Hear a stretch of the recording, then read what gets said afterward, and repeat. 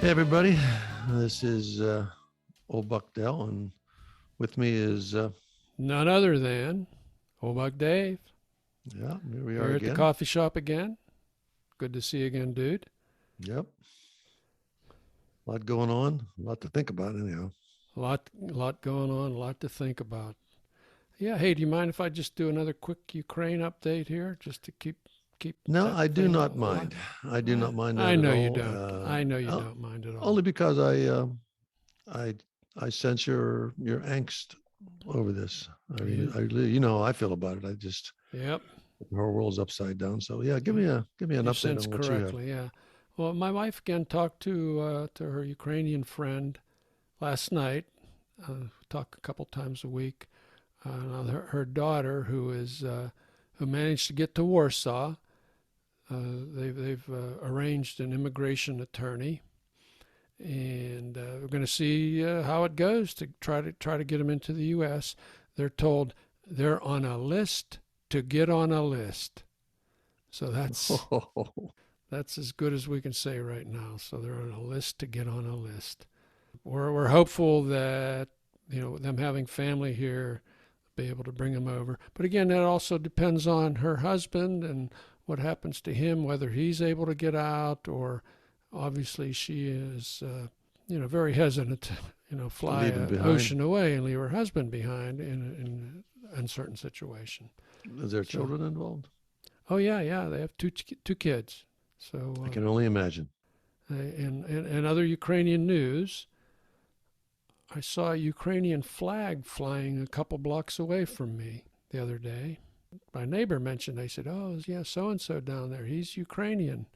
He's from Ukraine." So I took the liberty of stopping in, rang the doorbell, talked to the Oh, guy a while. He's and subsequently learned that he's managed to get his mother out of Ukraine. So that's a good thing. She's apparently, she's been back and forth to the U.S. a number of times, so she's all travel visaed up and was able to come out. So that's a good thing.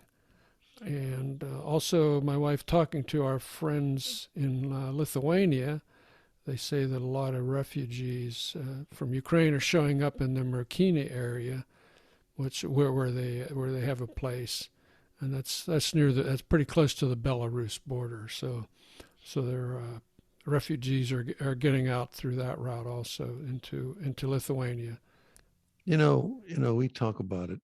Um, we talk about it, but my mind is still thinking this: the difficulty of something as simple as saying I'm looking for a visa or I'm trying to get out, or under these circumstances. Right, This stuff right, is these movements are difficult enough if you're going across from Washington State to Washington D.C. You know what a move is like. right. Imagine moving under these circumstances, under all these people with all this, losing everything behind. I was troubled by the lack of documentation. Not having being basically stateless. That's a Yeah, terrible situation to yeah, be in, where you have no identity because it left it all behind or it was stolen or something. yeah. And uh, my really heart goes out to them. I don't know, man. You got any solutions? This seems to be. I mean, Well, there's probably 10,000 diplomats working on this, plus the military people trying to figure it all out. But there's got to be there's got to be some well, way out of this thing. when I told you the story about I was once tasked to come to a solution to, uh, you know, to win a contest, so to speak, a conundrum. Yep. Well, what I think we need now is we need somebody to think out of the box. And I think they need to say NATO or Poland or US. I'm not sure how the group works together, but someone needs to declare that the Iranian or the Ukrainians have been sending women and children saboteurs across their border, and therefore they must declare war on Ukraine and send their troops in. The Poles, The the Poles, Poles should NATO, America. declare war on they, Ukraine. they declare war on Ukraine and say, we have to attack these people. And so we'll get all our equipment on the border and drive across the border, and we'll certainly take some lunch with us. And they happen to find all these tanks And happen with to a big run Z into on these, them, right? yeah, happen to run into these other guys over there and say, wait a minute, are you with us or are you against us? And then all our tanks and all our planes and everything will be right there and say, we've conquered Ukraine. That's Get it, now get out. that's as creative a solution as anybody's come up with. I mean, we're How about that? We're trying to lighten up there, but that's Ukraine surrenders to NATO, and they say, okay, we've conquered you guys, and the rest of you folks get the hell out of here. There you go. You might have it. I might have it. You know that, because I don't know how many of our listeners are diplomats, but they better come up with something. Yeah. They better come up with something more. Got to come up with something. Yeah. Or like, I say, hey Dave, what'd you do with all them cruise missiles? So, I thought you had them. No, I don't have them. I don't know what happened to them. I don't know. Holy smokes! Yeah. Somebody swiped them and shot them off. And bad accounting. Yeah, jeez. I hope this thing gets resolved here in favor of humanity. So I was talking to, I don't want to interrupt you, but I just go ahead, interrupt. I was talking to this gentleman who has Hungarian ancestry and travels back and forth quite a bit, and he's about 80 years old, and he expressed the same concern that where does this go? Where does this go from here? Where do all these people going to all these places? I mean, that alone is disruptive, but where does this end? Where does it end? Yeah. I mean, if Putin says, give me the territory over to the, to the, what rivers goes through Kiev? There's a river that separates the country. Let's say that far. That's about half the country. He said, okay, if I get that, then we'll consider us even if that was, looked as an end, Ukraine would just be a smaller country, but survive. But he was concerned. He said, boy, oh boy, let's change the subject. I just want to. The melatonin brothers need a bit drop in here in a minute. I just, but a friend of mine reminded me the other day, there was a British series, I think it was on Netflix, I don't know, around 2018, 2019. It was called Years and Years. I don't know if you saw that. Well, you don't watch any TV, so no. The answer is no. I didn't see it, Dave. Right? No, I didn't see that. You didn't see it, Dave. Tell me about it. Okay, this British series revolved around this one particular family, and the different family members that are scattered around the globe, etc. And as a backdrop of this, it started in 2019 through 2034. Early on, Russia invades Ukraine and takes Ukraine. All right, this was in the background, and one of the family members had a relationship with the Ukrainian, and so that's how that all got spun through. So that was kind of spooky, of art imitating life here, or life imitating art, one or the other. So that incident was the sort of the basis of how these families got scattered around and so on and so forth. Well, it just showed how it impacted the family, and some family members more than others. And at the same time, then in this series, Trump was reelected, okay? And I think it was in like 2022, he dropped a nuclear bomb on a Chinese island. All right, so and things got out of hand. Well, yeah, and one of the family members was near there on a humanitarian mission and was exposed to the radiation and got cancer. And again, they're spinning these world events in the background of what's happening to the family. Yeah, it's pretty interesting. I was catching the news about weather. I mean, there's a constant weather pattern that's sort of coming up through the middle of the state. Up north, it snowed. Down here, or on the lower side of the states, it's. Are you still at the dentist? Are you still getting some dentistry work done? I got to go back there, by the way. But you got to go back down there. Okay, I'll go back down. All right. So but I'm looking at the news, and down on the bottom side, and all these tornadoes. And even when I see that, having once seen the aftermath of a tornado, Oh yeah. about a mile wide tornado of about 8 miles on the ground, after seeing that, every time I see those folks, I just think, what a disruption that is to their lives. And they're not even pressured to move to someplace else at the point of a gun or something like that. They just have Yep. everything, Yeah. mowed down in front of them. Yeah. And I think about them and I think, imagine what these folks are getting, and they're getting blown up, so. Yeah. It's gone. All righty. Yeah. Yeah. On a lighter note, On a lighter note. should we tell everybody that we experimented? We did our first live podcast for a live audience.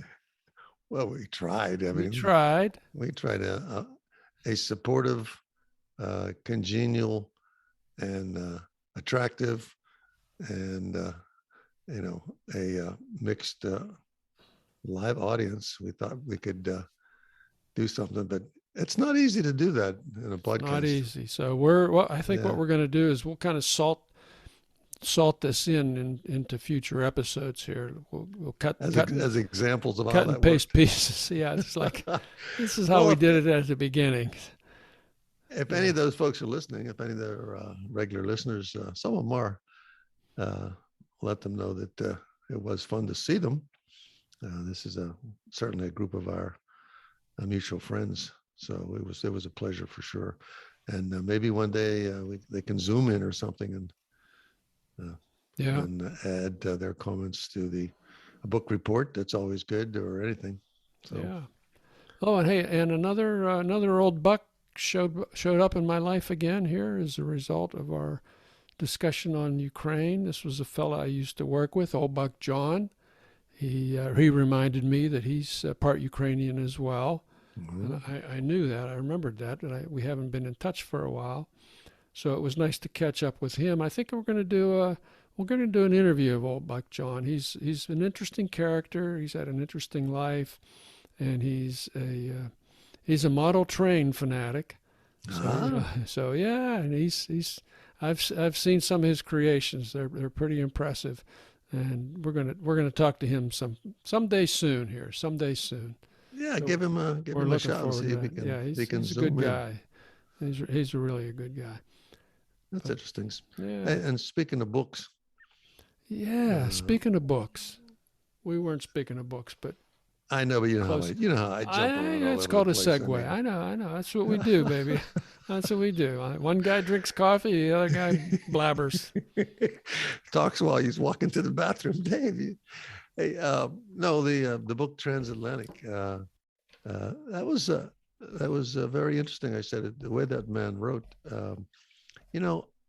I would say that's not for everybody. And I had one thing I thought I figured out along the way, which I don't want to give any plot lines or anything away, but it fooled me on a couple of occasions. Do you know what I mean when you get fooled? You think you know what the hero is going to do or something like that. Came out, yep. Yeah. And so I wasn't quite able to predict it. And I said, And then I was caught in the last quarter of the book, seeing how they were going to resolve that certain little issue. Mm-hmm. But I think the ladies would enjoy that.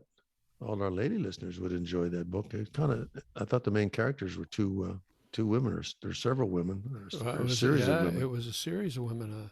Lineage.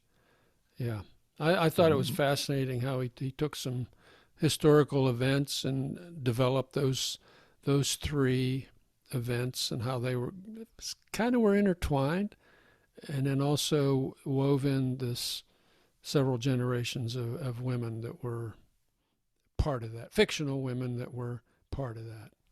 I thought that was pretty clever. It was very clever. And the women were strong women. You know what I mean? Absolutely. With some of the circumstances. I would say to our listeners, if someone did pick up that book, maybe you found it in the used bookstore or something, they would enjoy it. It's in the library. Get it in the library. Libraries. Anyhow, thank you for that. Transatlantic. Yeah. I'm actually reading another book of his now. I think it's called Zolio. and I'm just starting it, so it's too early to form an opinion.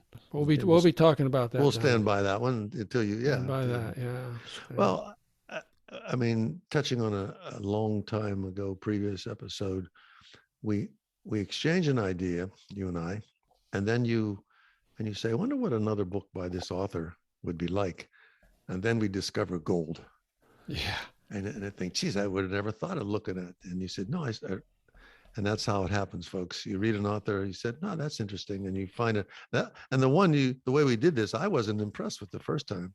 Right. You thought it was this worthy, is an okay book. I want to give it to you, Dave. I'll leave it at your place. And yeah. And so you read it, and then you read the other book, and then you said, this one you got to read. And it was one of the best books I've ever read in my life. I actually cried in that book. I mean, it was just terrific. So, man, yeah. The Book Thief. The Book Thief. Yeah, that was a great that story. was 5 stars for sure. So we'll keep our listeners up on the. So any new listeners that are out there, we previously talked about The Book Thief. That's a home run. That's a home run. You know what happened to me the other day? What happened to you? I fell. You know how we were kind of making light of your fall. Last episode, that's right. Yeah. We were kind of like, why did you fall? How did you fall? Why did you fall? Yeah. And so you also fell. I fell, and I'm not happy about it. Fortunately, I got out pretty lucky. I slipped knees maybe or slipped off an edge here, and thought I was going to fall about 4 or 5 feet into concrete, into a solid concrete hole.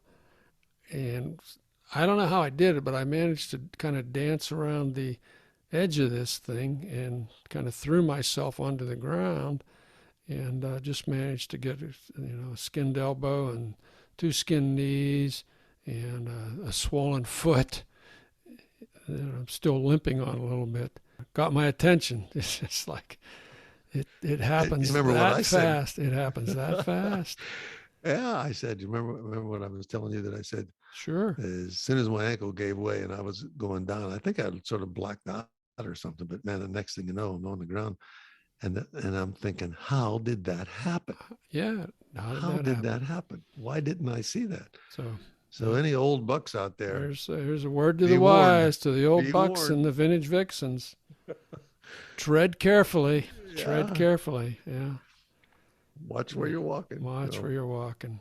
Speaking of walking, my wife was just throwing away an egg carton today. This was a dozen eggs that she got from Whole Paycheck. I don't even know what that is. You don't know what is eggs? Eggs are those things that come out. Whole Paycheck. What is that? Some people call it Whole Foods, but other people call it Whole Paycheck because their prices are so reasonable. We had a dozen eggs here, and on the outside of the carton here, it's labeled outdoor access. What does that mean? What does that mean is a question. Yeah. So they have Whole Foods is relabeling. We talked about this probably a year or so ago. I don't know if we talked about it on the podcast or not. It might have been just one of the days at the coffee shop. I know a guy who wholesales eggs to Whole Foods, among other people. Mm-hmm. And this free range chickens, he said, here's how they free range. Right. He said, I know where you're going with this. There's a trap, there's a door, it's cut out, it's big enough for a chicken, okay? And there's a yard out there, and they open that door for 1 hour a day. He said, and those chickens are free to roam outside in the yard and get some fresh air. He said, you know what? They don't go there. Yeah. They don't go there. So free access, is that the way you free? Yeah. So here I'm looking on the inside. They have 4 systems that they rate. One is cage-free plus, outdoor access, which is what we have, pasture-raised, and outdoor living. Outdoor living. That sounds like a vacation house you'd like. What is outdoor living? Well, I don't know what they are. The only one that says outdoor access means birds have at least as much space outdoors as they do indoors. They're able to move around freely in their housing. and it says they have to have a certain kind of clean bedding. Well, let me tell you what a free range chicken uh, is like, and that's a chicken that nests in a tree. That's a chicken that is. You don't No, see many of I've seen those. this. I've seen this. I'm telling you, it was these chickens just roamed everywhere all the time. They did not feed them. There was very little grain handed to them chickens at all. They roamed and they pecked and they scratched and they destroyed everything in their path. They're very destructive. They're like Yeah. mini elephants. Oh yeah. And they kept the place clean of bugs and anything that crawled. I think was fair game for those guys. Yeah. You know, I And got to give it to Whole Foods. Though. You know, they're trying to reorient this designation rating system to something that you understand. You know, when people more thought, truthful, oh, you free mean? range chickens. Oh, here's a chicken. He's just dancing through the pastures all day, and it would be a she, I'm guessing. Like we And really have to she chase comes this in and chicken. drops some eggs at night, and then goes out and plays at the farm. You know, so they're being more realistic. So that's good. That's good. So you're saying like free range chicken. These chickens have to be rounded up. There's to be a rodeo. They There you have go. to have Well, they don't even have. That's not a chicken category cowboys anymore. that have to go That's out not there a and kind of herd category them. for Whole Foods. So, no, it's a Uh, start. It's a start. Yeah. I guess it comes down to price. I always thought that was funny. Chickens that you can let run around and eat anything cost more Mm-hmm. chickens than chickens that you feed. Obviously, Mm-hmm. Bizarre. that's an interesting. I like that. I admire Well, your picking no. up on those things. I see that stuff sometime myself. Well, Say, it's just where did like that come every from? once in a while you look at life and you say, what's that all about? Yeah. Yeah, That's how did kind of they what do we're that? all about, isn't it? Where did that come from? It's kind of looking behind Hey, the curtains. hey, I have a question for you, Dave. I have an answer, I hope. I have a question for you. Yeah. I was looking at was it 60 Minutes on Sunday? Okay. All right. I was looking at 60 Minutes and they were showing a microchip, a chip factory. Okay. And they were showing how many they make a day and they were still not producing enough, right? Mm-hmm. Okay. And then I was looking at all the equipment, all the stuff that they were using that was automated to make this equipment, to make these chips. And in my mind, I said, I wonder who makes that stuff. Do you know what I mean? Like the little arms that go down and the tiny little things that All the and it's equipment all itself. sanitary. Yeah, all Oh, the yeah, equipment yeah, itself and yeah. all these rooms and all these tracks and all this stuff is automated. I'm looking at that and I said, what if the chips are one thing, but what if the people who manufacture that stuff are someplace else? Mm-hmm. You know what I mean? What if there's a little island in the Marshall Islands where they're making all this stuff? And without them guys making this equipment to make these chips, you're just talking wasted Yeah, time. that's a good point. So I was hoping that all that So was you're made in America. I would hope what that you're way. trying to say is you're giving me an assignment here, right? No, You're giving not me an necessarily. assignment. No, Not necessarily, but likely. you don't have an answer for it either. But doesn't it occur to you that would be a major factor if the robots and the all the gear that they showed in this little brief survey, Yeah. the doors and the cabinets and all this stuff, and say, where's that stuff made? Okay, so we're making the chips here, but who makes that stuff? And that's the people I want to get in touch with. And then I'm telling them to make a bunch more of that, and we'll put one in Normalville. Yeah, right. Yeah. One of my jobs through my career was to source some equipment from around the world, some high precision equipment. Where did it come from? Well, some came from Japan, some came from Switzerland. Countries that had that capability to make high precision, ultra sturdy grinding equipment to grind tungsten carbide into very, very, very tight tolerances. This is funny.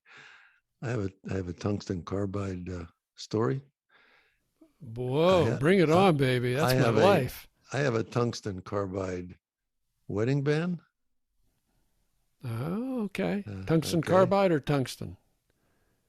I thought it said Well, Well, it could be tungsten carbide. I mean, it is super, super hard because yours truly tried to polish it up on a grinding wheel. I couldn't even mark it. Yeah. Now, here's my problem. I was trying to make it a bit thinner Mm-hmm. because, Well, you're going to need diamond tools, number one. well, I am not going to be able to do it. It's just, you can't mark it with sandpaper. You can't even scratch it. You can't do No, anything with it. no, you Okay. can't. And here's my problem. If anybody's listening, one time I was using a tool and I broke a blood vessel in my finger, my ring finger, Mm-hmm. and my finger swelled up like big time. And I had to take a pair of dikes and cut the wedding band off with a pair of dikes. Mm-hmm. But you put a tungsten carbide band on, Not going to cut it. you're not going to cut it. And I'm thinking, no way. That scared me to daylight. I decided not to wear it. I thought I could make it real thin enough I could break it or something, but you cannot. So anybody wearing a ring like that, beware that if you ever have to take it off in a hurry, Yeah. you're not going to get it off. So. On the other hand, it's going to last. Oh yeah, It's not going to wear out. it's impervious. It's not going to wear out. Yeah. Yeah, that's true. That's my tungsten carbide story. That's a good story. That's a good story. My head is about empty. How about yours? Well, it's always kind of empty. Hey, you know what I heard that I had a laugh at the other day? What? Did you see the Senate vote on daylight savings time? I did not. Okay. Well, the United States Senate voted, I think unanimously, to adopt daylight savings time, permanent daylight savings time for the U.S. and passed the bill on to the House. And Well, as it turns out, this whole thing was kind of a, what would you call it, a sleight of hand trick by Marco Rubio. All right, so he's been petitioning for daylight savings time forever. So the people, as it turns out, they didn't know what they were voting. And this was all written up in the Washington Post. This is not something I'm making up. They documented all this. And it was like, and we're going to vote on it now. Everyone in favor? Yep, nope, done. All right, and he and one of the female senators are yucking it up about how they pulled one over on the Senate here. So let's hope that the House has more sense than that.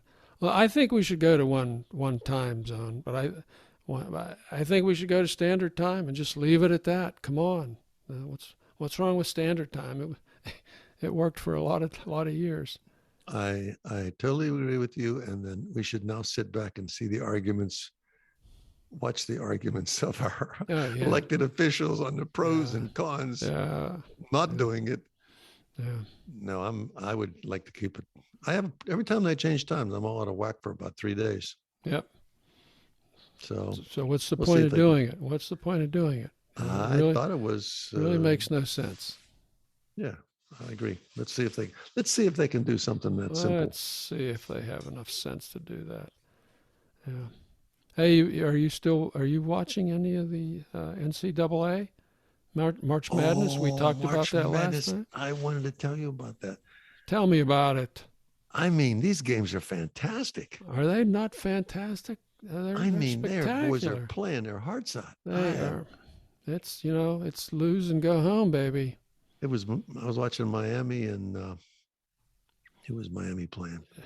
Well, they won in an upset, right? I think they did, but I'm trying to think who they were playing. They weren't playing Duke, were they? Was it Texas Tech? Tech might have been Texas Tech. I'm not sure. I watched many games. It was a great game. And frankly, I saw recently the actual brackets, and the next round will give the final 8 or something. Well, they'll be going into the Sweet 16. Sweet 16 starts. Sweet 16. So then after that, but I was jumping. There was 2 or 3 different games on at the same time. So it's great, man. You can just keep flipping. Yeah, I keep flipping back and forth. There's 3 or 4 games on. Plus, there's always 2 women's games going on at the same time. It's great. It's just Did you happen to watch a women's game? I watched bits and pieces of some women's games. Yeah. It's a whole different game. Different game. But that was fantastic too. So I can see why there's enthusiasm for this. Well, we have a Cinderella team this year. St. Pete. St. Peter's, Yeah, yes, St. Peter's out of Jersey City, Jersey, a 15 seed, and they upset number 2 Kentucky in overtime. It was so sweet to watch that. Kentucky's coach John Calipari, who's kind of he's not my favorite coach. His salary is bigger than St. Peter's athletic budget, I think. All right, so and then in the second round they upset Murray State again to make it to the Sweet 16. These guys are just playing their hearts out, and you watch them, and it's almost like old school basketball. It's like the same plays we learned, where they're doing a figure 8 weave out front, cut, pass and cut. Oh man! One thing is that strikes me is that if you find somebody that's hot from that 3-point position, and he takes a shot at any opening, and just doesn't miss for 6 or 7 shots or something like that. I mean, it's just like that's the one you want. That's the one you want. And he did. There was a one boy there that I think he was an 85% foul shot shooter, and they kept fouling him. I said, "Oh my, don't foul him. You picked the wrong guy. Picked the wrong guy. Think it out. Big shout out from the old Bucks about Let's hope. March Madness. Yeah, it's a big shout out for March Madness and St. Peter's in particular. Yeah. So let's see what happens in another week. So having said that, yeah, I'm thinking my mind is drifting. I think we're getting close to the end here. I'm ready to head out. How about you? But other than that, I'm Old Buck Dave. Yeah, Mrs. Old Buck Dale saying good night, goodbye. Adios, everybody.